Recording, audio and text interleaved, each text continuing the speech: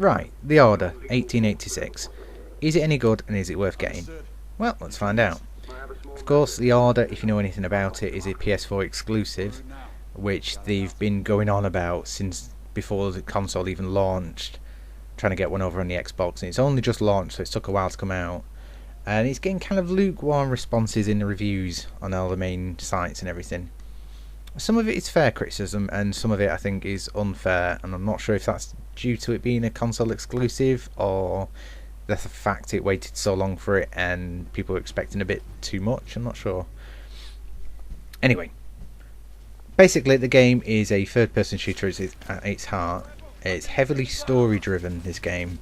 If you're just here for just action, just out-and-out action, and not interested in plots, I think I'd probably go elsewhere. Maybe that's putting some people off.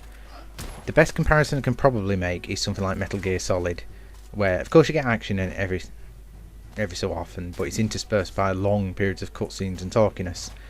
And this game is kind of like that. Not quite as insane, so there's no hour-long cutscenes where you're just stuck there thinking, but there is a lot of talking in it. So if you like plot in your games, you'll definitely enjoy this one. The whole premise of the game really is you're a knightly order based in London. 1886, of course, Victorian London, which, if you're a history buff, you may know it was around the time of Jack the Ripper, hint hint. And the whole sole task is to hunt down half-breeds, as they call them, which are basically werewolves, really. The plot's not quite as straightforward as that. Early on it is, and it's very subtle in some of its little ways, but of course as you get through the game it starts to become a bit more apparent what's actually going on. And it gets a bit more meaty rather than just you man, they monster, go kill. All the guns in this game feel quite meaty and they give the feedback you'd expect. I mean, I've never fired like a 3-foot rifle, but I'm assuming it's going to kick your shoulder back quite a lot. The gunplay mechanics, the cover mechanics work as just anything like Gears of War is probably a good comparison to make, really. If you play Gears, you'll know exactly where it is. Press a button, you'll go straight into cover. I would say a lot of the criticisms I have seen about this game is the fact it's so short, which I think, to be honest, most people are lying or exaggerating about. I've seen some people go on about it being able to clean it in 5 hours. Maybe if you played it on easy and skipped the cutscenes. There's that many cutscenes in the game, there probably is more than 5 hours bleeding worth on their own. So you can take what they say with a pinch of salt. It's by no means going to take you months and months and months to clear. I'm not sure how long it took me to clear, really. Probably about 10 to 12 hours, maybe. But I actually quite like getting into a game, looking around, trying to find collectibles, and being a geek, really, and just trying to get into the environment rather than just bombing through the corridors. But what you will see is quite obvious about this game. It's got some of the best graphics I've ever seen on the PS4 so far. The facial captures are amazing, the graphics are amazing. All the voice actors are well chosen, they're all professionals, none of the dialogue feels forced or corny, and if you want to immerse yourself in the world you can do. Strangely, the game does start off in kind of like a Red Room from 50 Shades of Grey moment, where lots of bondage gear and people lying around in a cell. It just has its kind of little surreal moments like that if you're paying attention to it. So it does actually have a sense of humour sometimes. But yeah, I do think some of the criticisms aren't fair. Okay, there is a bit of exploring. Some of the environments, you can walk around, like little town, well, not towns really, just big squares you can wander around. And it's brothel, for instance.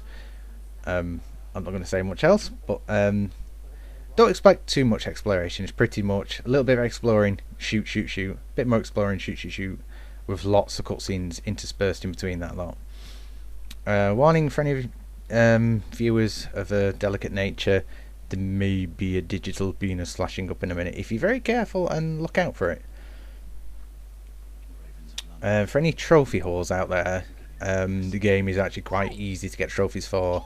Typically I missed a collectible, so I've got to do the whole game again. But every other trophy I've got for it already. This is what I mean by some of the comedic moments. I'm not sure if this is supposed to be funny or not, but they end up being anyway. It could end up being a bit of a drab game otherwise. What I do like about this game, apart from all the polish and everything they've done for it, is the little things. I spent a long time going around the room shooting glasses and being fascinated that I can go and shoot cakes and bottles and everything and then just all shatter. I know it's really stupid, but the amount of times it annoys me when you get like a glass jar or something which you can shoot and it just never gets destroyed or anything. It kind of pulls me out of the immersion.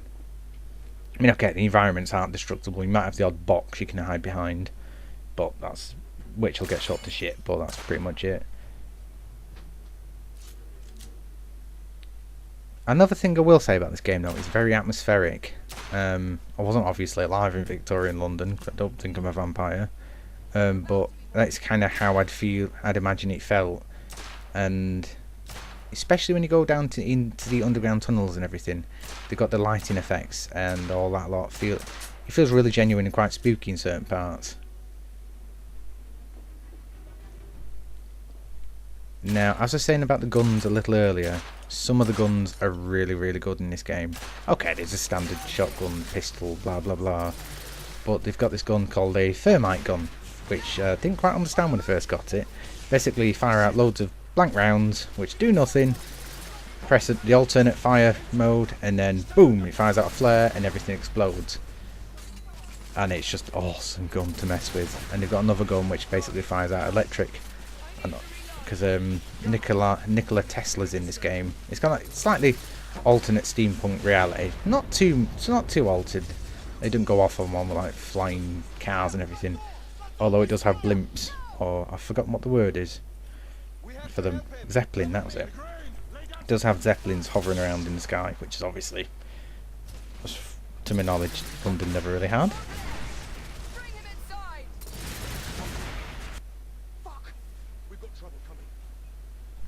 The negatives about this game, I would say, some of it can be quite linear. It depends if you're interested in story and getting into the environment. If you're not and just want to play, there's not really any alternate routes in the game at all. It's like literally you're on one path and that's your lot. And also you'll find news clippings knocking around and collectibles and things.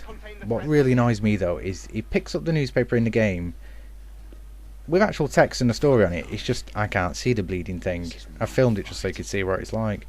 Yeah, I do wear glasses. It could be just my eyesight, but I can't see it.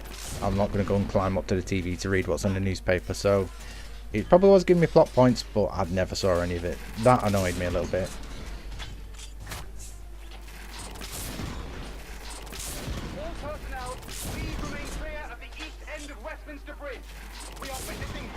And I think actually I'm not entirely sure if I've got any other negative points with it, to be honest.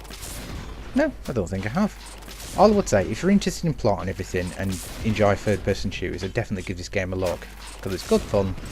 I don't regret buying it on day one at all. It took me a while to do the recording, purely because I've just not had time to do it. Recording all the gameplay is fine. Trying to put it all together is a bit of a nightmare. But yeah, please don't be put off by the reviews. If you like shooting games and you like good story-driven games, give it a shot. Yes, the plot does leave it a little bit open later on, but I think it's the start of a franchise rather than it being plot holes and missing things. Some parts of the plot are finished and tied up by the end, and there's other massive things which aren't resolved, which is clearly sequel baiting. So I'm hoping people buy this so another one gets made, because I enjoyed it.